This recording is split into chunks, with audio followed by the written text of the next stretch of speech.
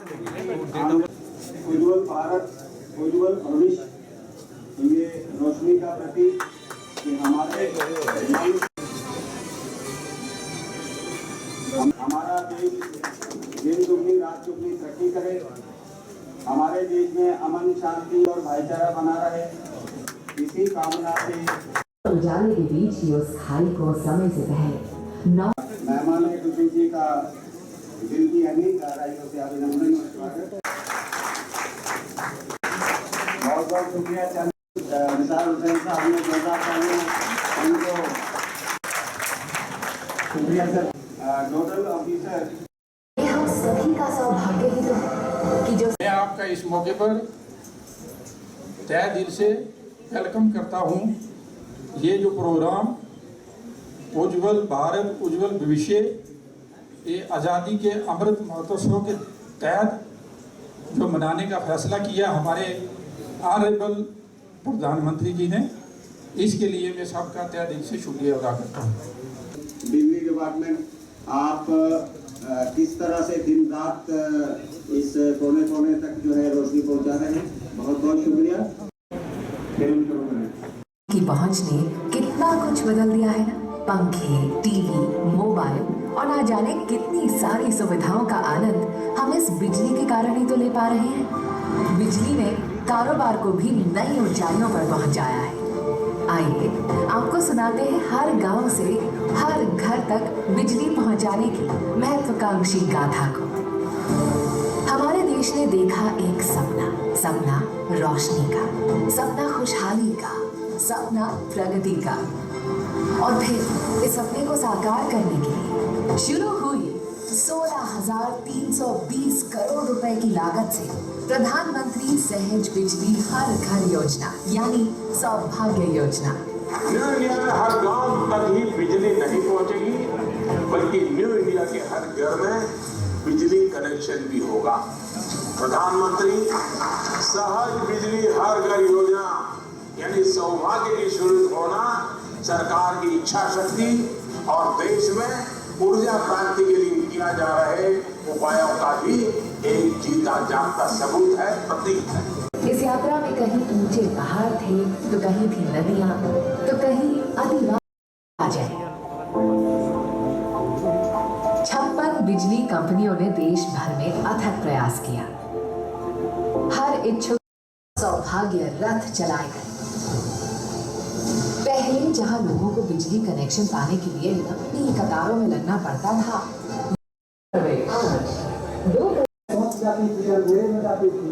काफी दिक्कत का सामना करना पड़ता था, काफी कठिनाई का सामना करना पड़ता था, और कठिनाई सब अब दूर हो गया है। रोशनी से जगमगा रहा है। ये हम सभी का सौभाग्य ही तो कि जो सपना हमने साथ मिलकर देखा था, उसे साथ मिलकर ही साकार किया है। रोशनी की इस लहर से आए हर देशवासी के चेहरे पे जो मुस्कान है, वही तो प्रमाण है हमारी सफलता का। और बिजली पहुंचे ये काम पूरा करके ही आया। और दीनदयाल उपाध्याय ग्राम ज्योति योजना द्वारा शुरू हुआ ये भागीरथ प्रयास। कड़ी मेहनत और ईमानदार प्रयास से सिर्फ 3 महीनों में ही 3,000 गांव रोशन हो चुके हैं।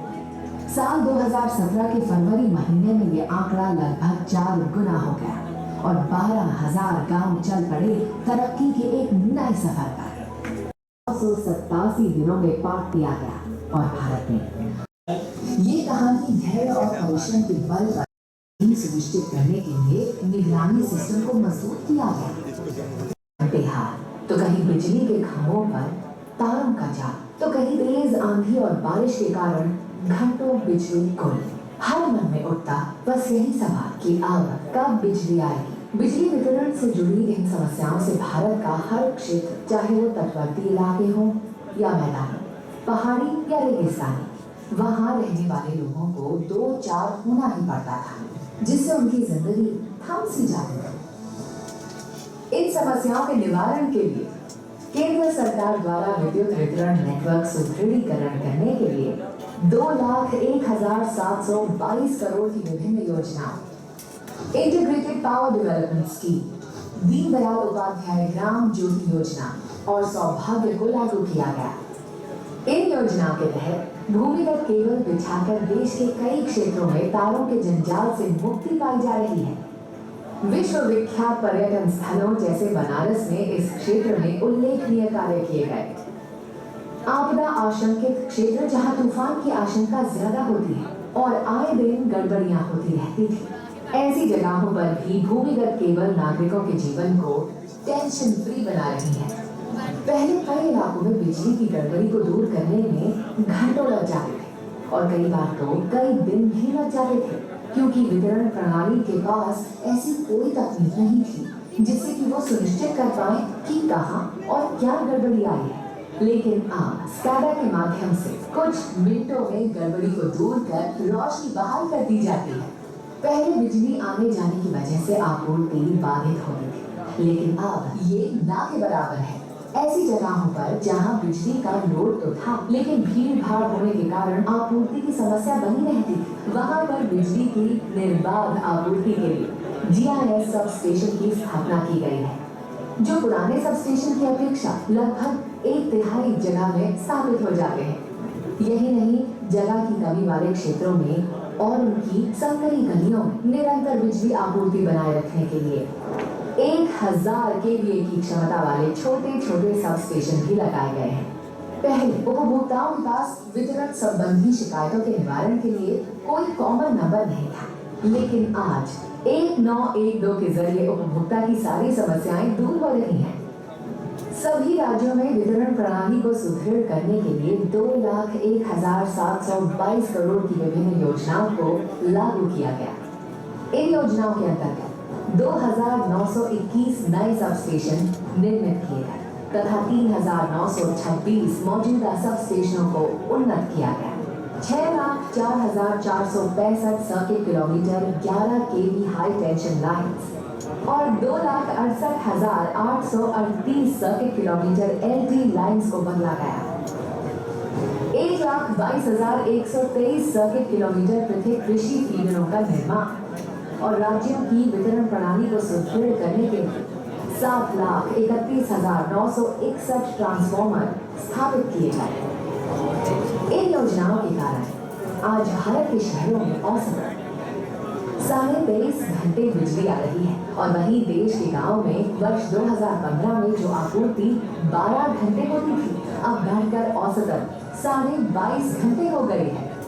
आपकी मशीन भी और मेरी में काम करती थी और बिजली नहीं और बारियाँ नहीं और सिलाई की मशीन नहीं और मैं रात दिन और सिलाई करती हूँ और मेरे घर का खर्चा ही बहुत खर्चा करता है। पिछले 8 वर्षों में केंद्र सरकार के अथक प्रयास में राज्य के सहयोग और पूर्ण जन भागीदारी से भारत के हर घर गुणवत्तापूर्ण और निर्बाध बिजली पहुंच रही है, ताकि हर नागरिक के सपने भरे नई उड़ान और हर उपभोक्ता के चेहरे पर बनी रहे मुस्कान। 70 साल के बाद हमें सौभाग्य की तरफ से बिजली मिली है। सेंट्रल गवर्नमेंट का बहुत शुक्रगुजार करते हैं उनकी 70 साल के बाद हमें बिजली मिली। हमें 70 साल से आज बिजली मिली और सौभाग्य के शुक्रगुजार करते हैं हम। आज तक हमें बिजली नहीं थी, हम टीवियों पर पढ़ते थे और आज हमें बिजली मिली है और इंद्र मोदी साहब का शुक्रिया। हमारे 70 साल के बाद बिजली आई है, पहले से ऐसे हमारे पे हम भी पढ़ रहे थे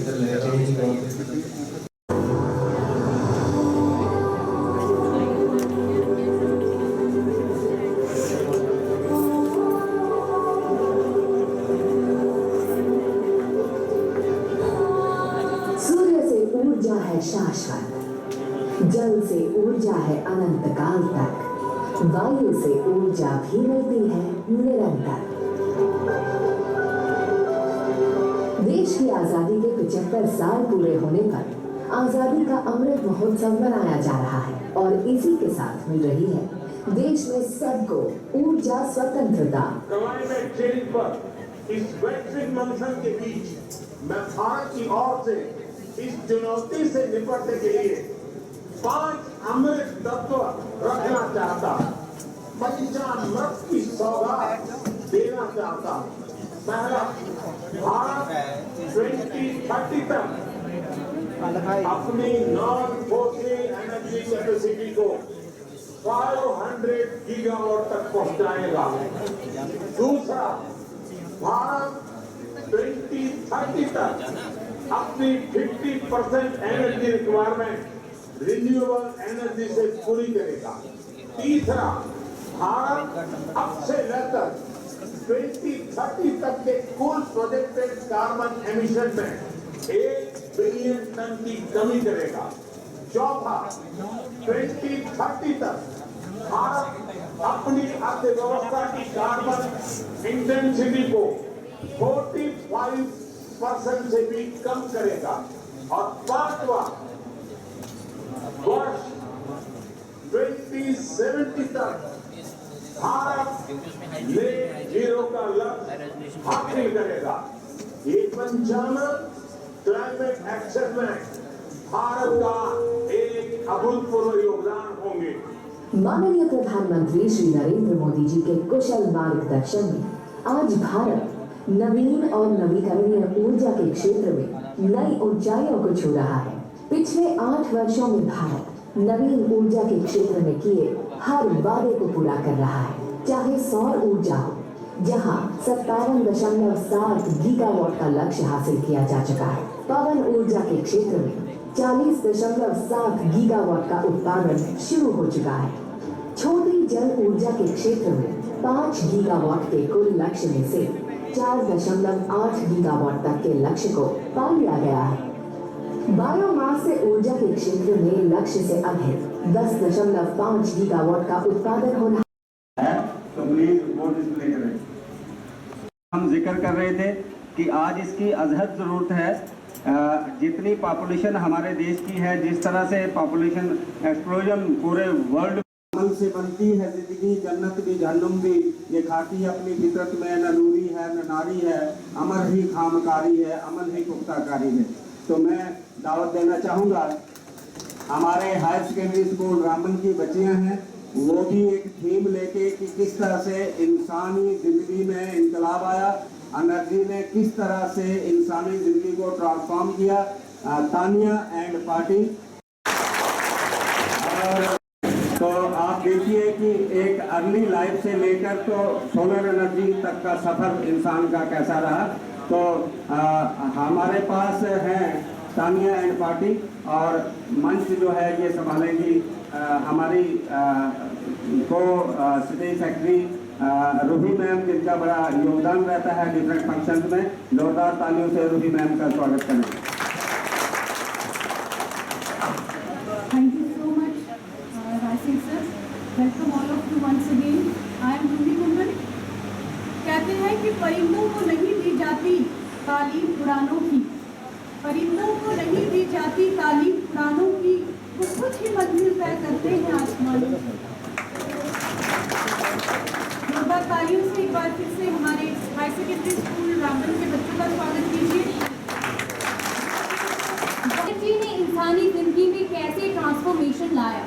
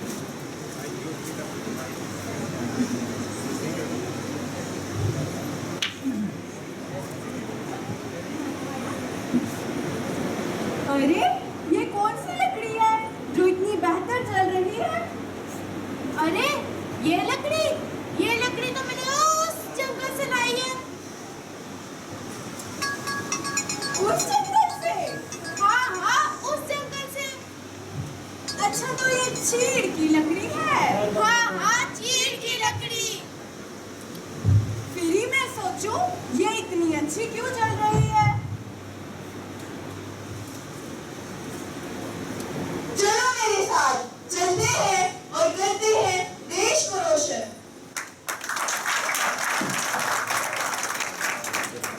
नाज़रीन, ये 4000 साल पुरानी बात है कि फायर की इन्वेंशन भी हो गई थी। अब इंसान रॉ मटेरियल को पकाकर या रोस्ट करके खा सकता था।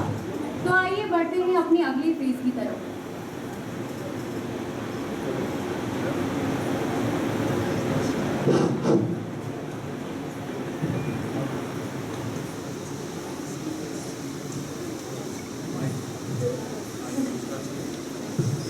अरे देखो, इसके हाथ तो जल रहे हैं। अरे अरे, यहाँ पे तो लोगों के दिल जलते हैं, तो इसका हाथ नहीं जल सकता क्या? अरे मूर्खो, चुप करो। मेरे हाथ नहीं जल रहे, ये तो मिट्टी का तेल है। मिट्टी का तेल? हाँ हाँ, मिट्टी का तेल। अरे मिट्टी का भी तेल कभी होता है भला? हम सबने तिल का तेल सुना है, बादाम का तेल सुना है, यहाँ तक कि सरसों का तेल भी सुना है, पर ये मिट्टी का तेल भी होता है ना? अरे वो मिट्टी का तेल नहीं है, ये मिट्टी से निकाला गया तेल है। मिट्टी से निकाला गया? अच्छा, और ये वैसे इसके अंदर क्या जल रहा है? ये कपड़े से बनी हुई एक बत्ती इसमें रखी है। बत्ती? अच्छा।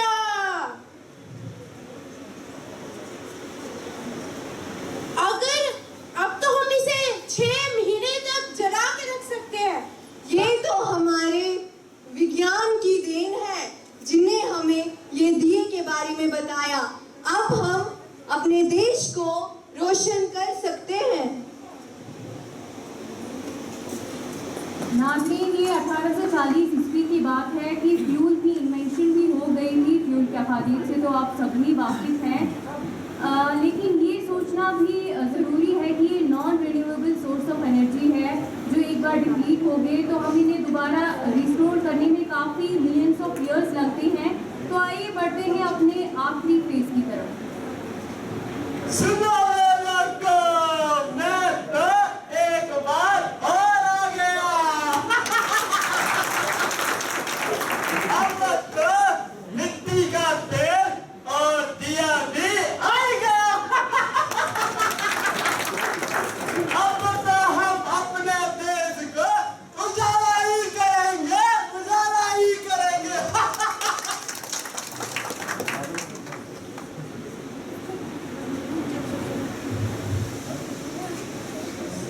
अरे देखो देखो, क्या कर रहा है? देखो देखो, ये क्या है इसके? ओ, करंट बचा क्या? हाँ हाँ, करंट बचा।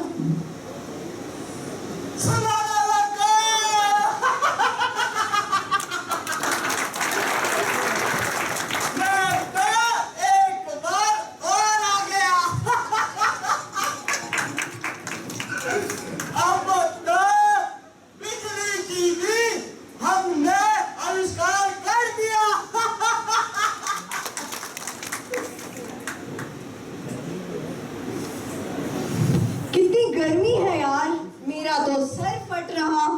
और मेरा गोरा रंग काला पड़ रहा है। उफ। अरे सुनो सुनो, ऐसे धूप से पाले पड़े हैं, ऐसे धूप से पाले पड़े हैं, यहाँ गोरे रंग भी काले पड़े हैं।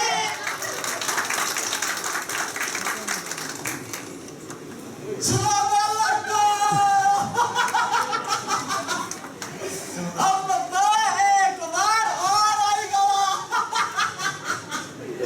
अब तो हमने गर्मी का भी सलूशन निकाल लिया है। पूछो कैसे? अब तो सोलर एनर्जी का भी आविष्कार कर दिया हमने। अब तो आनंद ही आनंद। अरे भाई, आनंद ही आनंद। जी हाँ, सही फरमाया। सोलर एनर्जी की अहादीत से तो सभी वाकिफ है। ये दूसरे non renewable sources of energy की तरह इनके डिप्लीट होने होने का बिल्कुल भी खतरा नहीं होता है। हमारे साइंसदानों के मुताबिक अगले 6 बिलियन सालों तक हमारे पास सूरज की मुस्तकिल लामहदूद फराहमी होगी। तो मुझे उम्मीद है कि आप सब सोलर एनर्जी की तरफ मतवजा फरमाएंगे ताकि हमारे इस आज के फंक्शन को अमली जामा पहनाया जाए। जय हिंद, जय भारत।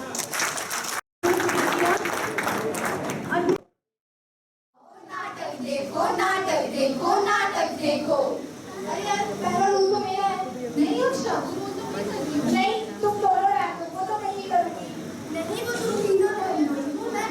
अरे वो मैं कर। अरे अरे, क्या कर रहे हो? क्या कर रहे हो? नाटक कर रहे हैं, नाटक कर रहे हैं। किस चीज का नाटक? किस चीज का नाटक?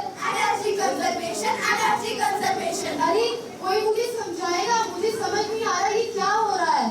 ये ऊर्जा संरक्षण का नाटक हो रहा है। ये ऊर्जा संरक्षण क्या होता है? ऊर्जा संरक्षण एवं नवीकरणीय ऊर्जा यानी रिन्यूएबल एनर्जी।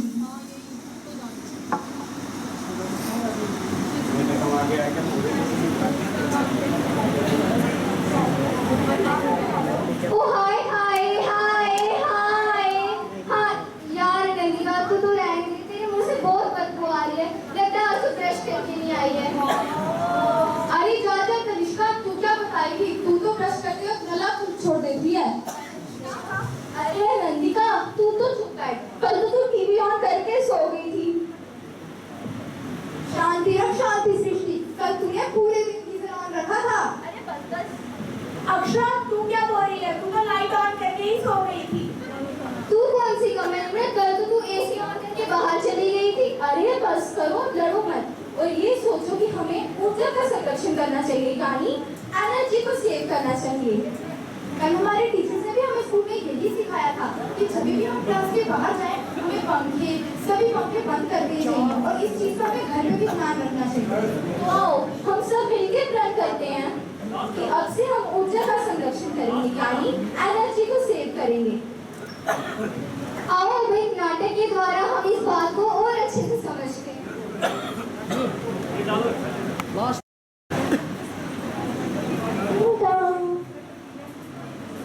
कौन है? मैडम जी, आपका बिल। हे भगवान, अरे क्या हुआ? मेरा इस बार बिजली का बिल 5000 रुपए आया है। एक महीने का बिल, वो भी इतना ज्यादा? अरे कैसे नहीं आएगा? इसके घर में पीले बल्ब और सीएफएल जो लगे हुए हैं, ये तो फजूल में इसके घर में एसी फैन यूं ही ऑन पड़े रहते हैं। तनिष्का, तू कौन से जमाने में जी रही है? आजकल एलईडी बल्ब लगते हैं, एलईडी बल्ब। हाँ यार, मैं आज ही अपने घर से पीले बल्ब और सीएफएल बल्ब निकाल के एलईडी बल्ब लगा लेती हूँ।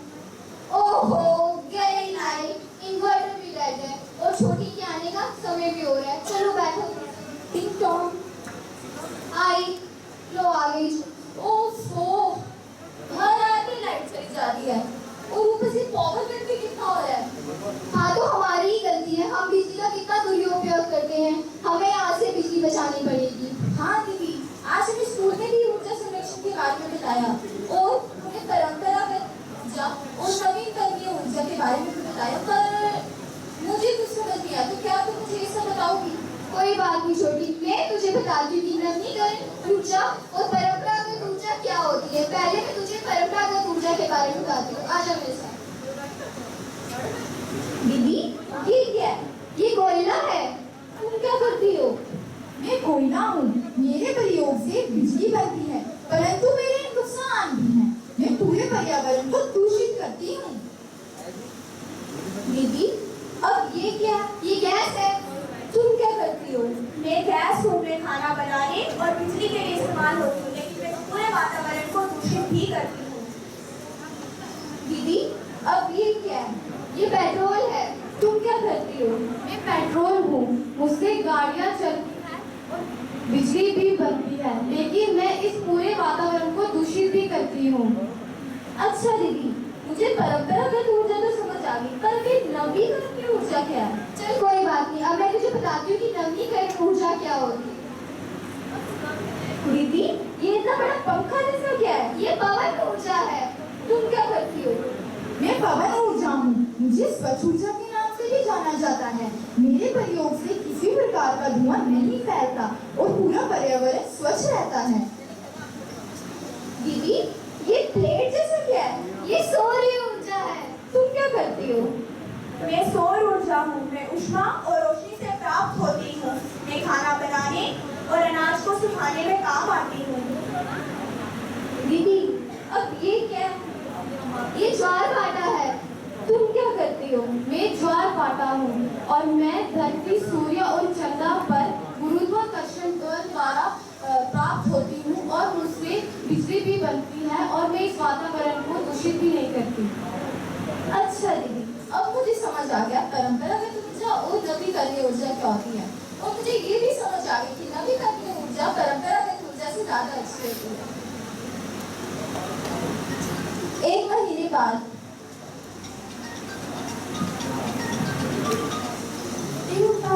आई, कौन है? मैडम जी, आपका बिल।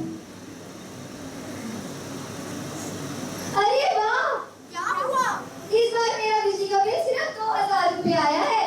देखा, तुझसे कहा था ना कि वो पुराने लाल बल्ब हटा के ये एलईडी लगा। देख, तेरा बिल कितना कम हो गया।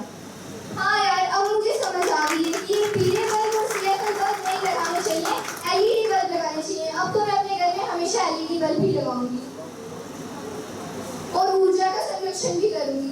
चलो एक कविता के द्वारा इस बात को और अच्छे से समझते हैं। पानी और कोयले से हम बिजली खूब बनाते और रोशनी करके घर को चमचम चमचमाते। डीजल या पेट्रोल डालकर बाहर घूमने जाते, कारों से लेकर बाइक तक सड़कों पर दौड़ाते। जनसंख्या बढ़ने के कारण बोझ बढ़ रहा भारी, फ्रिज, टीवी, कंप्यूटर खाते बिजली सारी। सूरज और हवाएं दोनों बिजली खूब बनाते, कारों से लेकर एसी तक सबको खूब चलाते। इनसे अगर बनाते बिजली नहीं प्रदूषण होता, धरती हरी भरी रहती, कभी नहीं कुछ होता। बिजली के ये साधन सीमित, इसको समझो भाई, आज अभी से इन्हें बचाओ, चाहो अगर भलाई। धन्यवाद। बहुत बढ़िया। अपने इस नाटक में हमें बताया कि हम अपना 5000 का बिल 2000 भी कैसे ला सकते हैं। किस तरह से हम छोटे छोटे बिजली उपकरणों को अच्छे से यूज करके और अपनी बिजली को बचा सकते हैं। तो एक बार जोरदार तालियां इन नन्ही बच्चियों के लिए जिन्होंने बहुत खूबसूरत प्रयास यहाँ पर आज किया हमारे सामने। तो चलिए इसी कड़ी को आगे बढ़ाते हुए अभी मैं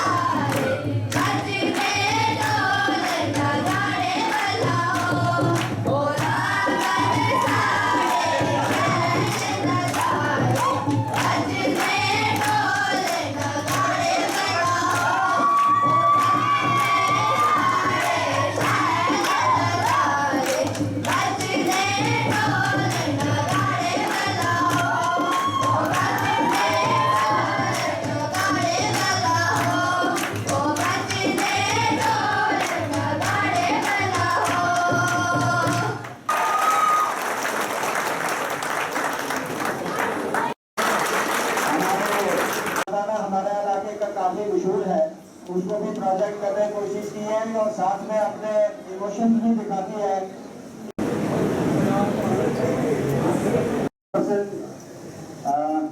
डॉक्टर शमशादा शान मैम, जिनका हर वक्त हमारी सरबराही रहती है और हर वक्त वो हमारी हौसला अफजाई करते रहते हैं।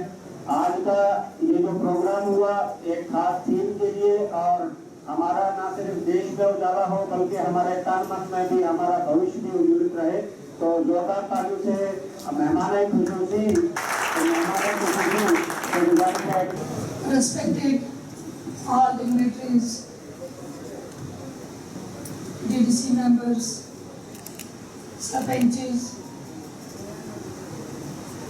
वदीर साथी, सबको मेरी तरफ से अस्सलाम वालेकुम आदाब।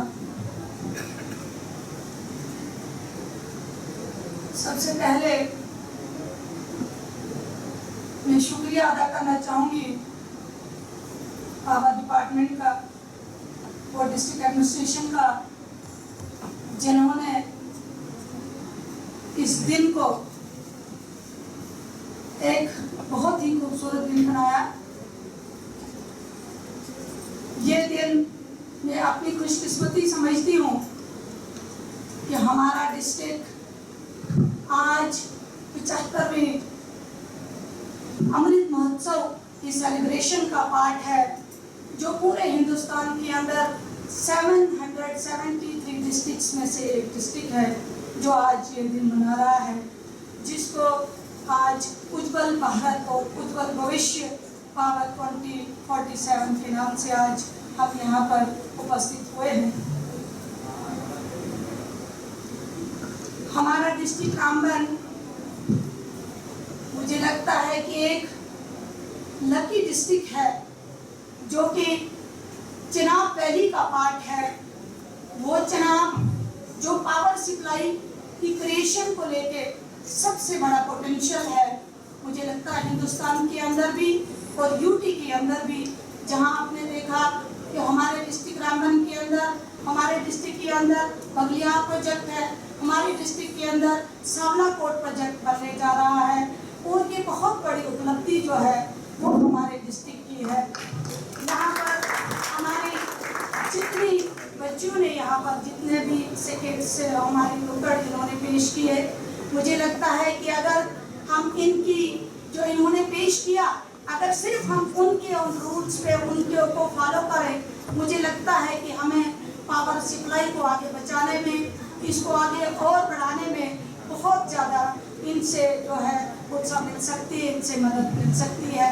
नहीं पहुँची उनमें round the clock power supply देने के लिए बहुत सारे रुपये जो है करोड़ों रुपए आज तक लगाए गए, लेकिन मैं इतना ज़रूर कहूँगी कि हमारा डिस्ट्रिक्ट रामबन पावर सप्लाई को लेके बहुत ज़्यादा आगे बढ़ रहा है। जहाँ तक आपने देखा, हमने इस साल में अभी जो न्यू ट्रांसफार्मर्स हमने अलॉट किए हैं, जो 158 नंबर्स हैं।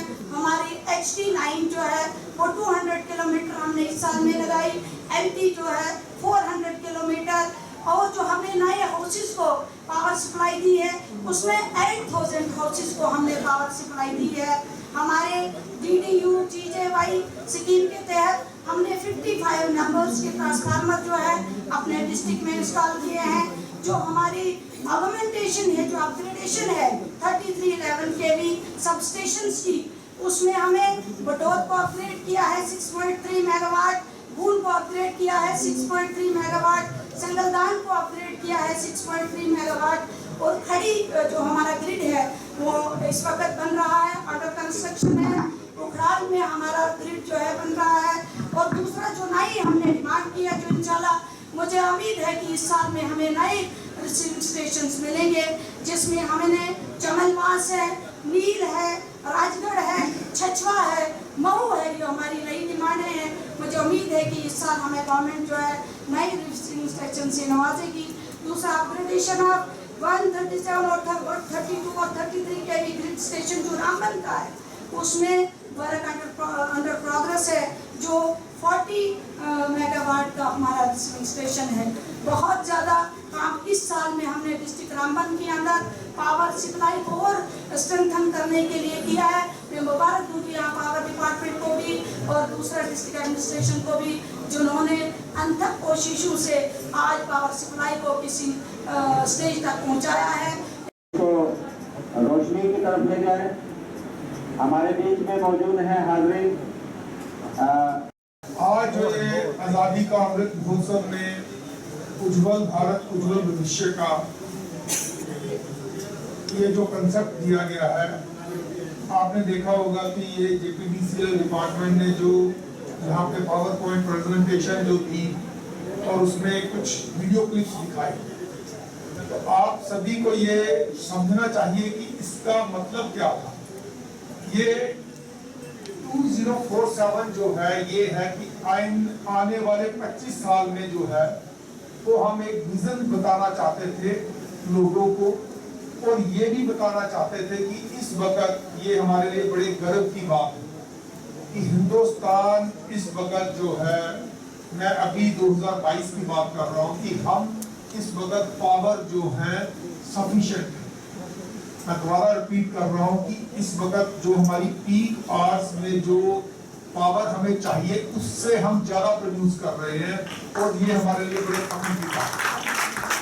और अगर हम अपने पड़ोसी मुल्कों की तरफ देखें तो वहाँ पे क्राइसिस है, चाहे आप श्रीलंका की एग्जांपल ले लीजिए, बाकी जो हमारे नेबरिंग कंट्रीज है वहाँ पे हालात खराब हैं, लेकिन हम हिंदुस्तान जो है वो दूसरे देशों में बिजली जो सरप्लस है उसको हम बेच रहे हैं। लेकिन इसके साथ जो है ये आज का जो ये आज़ादी का अमृत महोत्सव में ये बताने की कोशिश ये की जा रही है कि हम पावर सरप्लस हैं, लेकिन इसको कंजर्व करने की भी जरूरत है, और लोगों की पार्टिसिपेशन से हमें ये भी बताने की जरूरत है कि हमें आने वाले टाइम में जो हमारे पेट्रोलियम प्रोडक्ट्स हैं, जैसे बच्चों ने भी बताने की कोशिश की, उन पे हम रिलायंस जो है वो कम से कम करें। पावर बचाना शुरू कर दी और ज्यादा और पावर हम जो है जनरेट करना स्टार्ट कर देंगे, तो इसमें कोई दो राय नहीं है कि हमारा हिंदुस्तान जो है वो सोने की चिड़िया दोबारा बन जाएगी। इसमें कोई अतिशोक्ति नहीं है, और ये बड़ा गर्व महसूस हो रहा है कि हमारा भारत जो है 2047 में 100 साल जब हम मुकम्मल करेंगे अपने आज़ादी के, तो हमारा भारत वर्ष जो है वो दोबारा जो है वो उस बुलंदियों पे जो है वो आसीन हो जाएगा। बाकी मैं जो है जितने भी हमारे सोशल जो है कैंपेन इसकी की इतनी ज़्यादा कि लोगों में ये बताने की कोशिश की कि भाई उज्जवल भारत उज्जवल भविष्य का मतलब क्या है।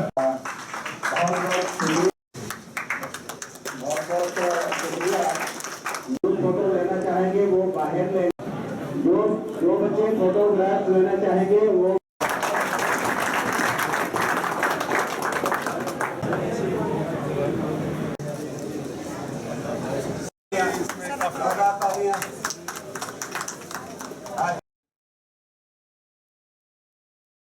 उज्जवल भारत उज्जवल भविष्य ये आज आज़ादी का अमृत महोत्सव के तौर पे आज मनाया गया, सेलिब्रेट किया गया, और ये सिर्फ डिस्ट्रिक्ट रामबन में ही नहीं बल्कि पूरे हिंदुस्तान के अंदर 773 डिस्ट्रिक्ट्स में आज इसको सेलिब्रेट किया गया। इसका मेन मकसद था कि गवर्नमेंट की जो अचीवमेंट्स हैं, जो उपलब्धियां हैं, वो 2 साल के अंदर उन्होंने कितनी उपलब्धियां पावर सप्लाई को बढ़ाने के लिए की, और उसके साथ साथ कौन कौन सी ऐसे जो इक्विपमेंट्स है वो हमें अपनाने हैं, जो तरीके हैं वो अपनाने हैं, ताकि हम पावर सप्लाई को जो है सेव कर सकें, प्रिजर्व कर सकें। और उसके साथ साथ आपने जहाँ तक देखा कि डिस्ट्रिक्ट रामबन के अंदर एक बड़ी ही अच्छी तरीके से पावर प्रेजेंटेशन यहाँ पे हुई, और पूरे हिंदुस्तान के अंदर जितनी भी गवर्नमेंट ने अचीवमेंट्स की हैं, उपलब्धियाँ की हैं, उनको प्रेजेंट किया गया और लोगों को ये दिखाया गया, जिसमें सभी PRI सभी काफ़ी सारे स्टूडेंट्स ने पार्टिसिपेट किया, ताकि लोग ये समझ सकें कि पावर सप्लाई को प्रिजर्व कैसे किया जा सकता है, आगे आने वाले वक्त में पावर की जो उपलब्धि है वो किस तरीके से हम लोगों तक पहुंचा सकें। उसके साथ साथ यहाँ पर हम हमारा एक कल्चरल जो हमारे स्किट्स थे यहाँ पे हमारे बच्चों ने पेश किया और जिन्होंने क्लियरली ये बताया कि पावर को बचाना कैसे है और पावर को सेव कैसे करना है, और आने वाले वक्त में हमें अगर इस पोल्यूशन से अपने एरिया को, अपने डिस्ट्रिक्ट को बचाना है तो हमें किस तरीके के जो रूल्स हैं वो अपनाने हैं और कौन से ऐसी चीज़ें हैं जो फॉलो करनी है। तो मेन आज इसका यही मकसद था कि लोगों तक इसकी जानकारी पहुँचे और लोगों तक जो उपलब्धियाँ हैं वो पहुँचे, और आने वाले वक्त में गवर्नमेंट किस तरीके से और इस पावर को प्रिजर्व कर सकेगी और इसको आगे बढ़ाएगी, वो सारी जो स्कीमें हैं वो उपलब्धियाँ हैं वो लोगों तक पहुँचाना।